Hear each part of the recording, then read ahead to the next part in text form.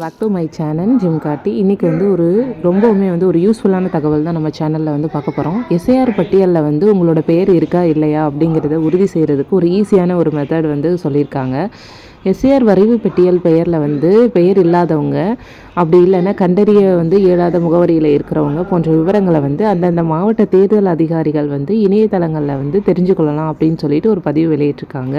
பொதுமக்கள் தங்களோட வாக்காளர் அடையாள எண்ணை உள்ளீட்டு செய்து பட்டியலில் இருக்கிற பெயரை இருக்கிறத நீங்கள் உறுதி செய்து கொள்ளலாம். ஒரு வேளை வாக்காளர் பெயர் பட்டியலில் உங்களோட பெயர் விட்டிருந்தாலோ அல்லது பெயர் நீக்கப்பட்டிருந்துச்சுனாலோ அதுக்கான காரணங்கள் ஆட்சேபனை இருந்தாலோ பொதுமக்கள் அச்சப்பட வேண்டாம் அப்படின்றதையும் தெரிவிச்சிருக்காங்க. இதற்கான திருத்தங்களை மேற்கொள்ளவும் விடுபட்ட பெயர்களை சேர்க்கவும் 2026ஆம் ஆண்டு ஜனவரி 18ஆம் தேதி வரை கால அவகாசம் வழங்கியிருக்காங்க. இந்த இடைப்பட்ட காலத்தில் பொதுமக்கள் தங்களோட உரிமை கோரல்கள் அதுக்கப்புறம் மறுப்புரைகளை உரிய படிவங்கள் மூலமாக சமர்ப்பிக்கலாம் அப்படின்னு தெரிவிச்சிருக்காங்க. இன்று வெளியிட்ட வரைவில் பார்த்தீங்க அப்படின்னா வாக்காளர் பட்டியலில் கடந்த அக்டோபர் 27ஆம் தேதி வரைக்கும் வாக்காளராக இருந்தவங்க 97,37,832 பேர் இருந்திருக்காங்க. இதில் இறந்தவங்களோட எண்ணிக்கை 26,32,672 பேர். இரட்டை பதிவு உள்ளவங்க அந்த 2 டைம் ரிப்பீட் ஆனவங்க 3,39,278 பேர். அட்ரஸு முகவரி இல்லாதவங்களோட எண்ணிக்கை பார்த்திங்கன்னா 66,44,881 பேர்.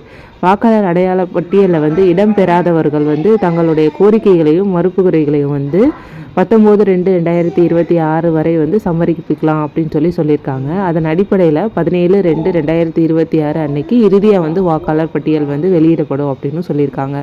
வாக்காளர் பட்டியலில் இடம் பெறாதவங்க 6, 7, 8 அந்த ஃபார்ம்ஸை ஃபில் பண்ணி சப்மிட் பண்ணணும். புதிய வாக்காளராக சேர்றதுக்கு படிவம் 6 பட்டியலில் இருந்து தன்னோட பெயரை நீக்கிறதுக்கு 7ஆம் முகவரி இதர விவரங்களையும் திருத்தம் செய்கிறதுக்கு படிவம் 8ஐயும் பயன்படுத்தணும்.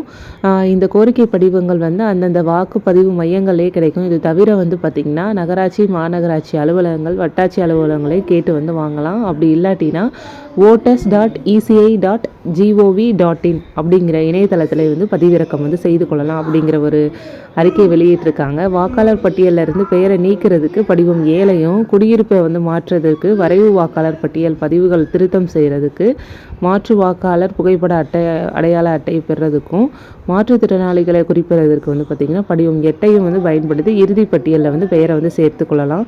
17 வயதை பூர்த்தி அடைந்த நபர்களும் அதாவது 1/4/2026, 1/7/2026, 1/10/2026 ஆகிய காலாண்டு தேதிகளை தகுதி நாளாக கொண்டு 18 வயது பூர்த்தி அடைந்த நபர்களும் வாக்காளர் பட்டியலில் பெயரை சேர்க்கிறதுக்கு படிவம் 6ல் விண்ணப்பிக்கலாம்.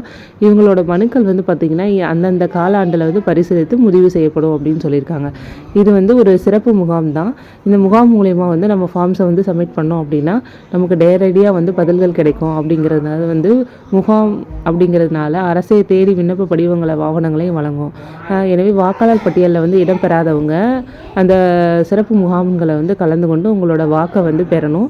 அதோடு பார்த்திங்கன்னா இல்லைனா http://voters.eci.government.in அப்படிங்கிற இணையதளம் மூலமாகவும் வாக்காளர் பட்டியலில் பெயர் சேர்க்கிறது நீக்கிறது அப்புறம் திருத்தங்களை மேற்கொள்ளலாம் அப்படின்னு தெரிவிக்கப்படுது. இதை ஒரு அஜாக்கிரதை எடுத்துக்கிற வேண்டாம். இது ஒவ்வொரு தனி மனிதனோட உரிமை. அதனால் உங்களோட எஸ்ஐஆர் பட்டியலில் உங்களோட பெயர் இருக்கா இல்லையா அப்படிங்கிறது தெளிவாக உறுதிப்படுத்திக்கோங்க.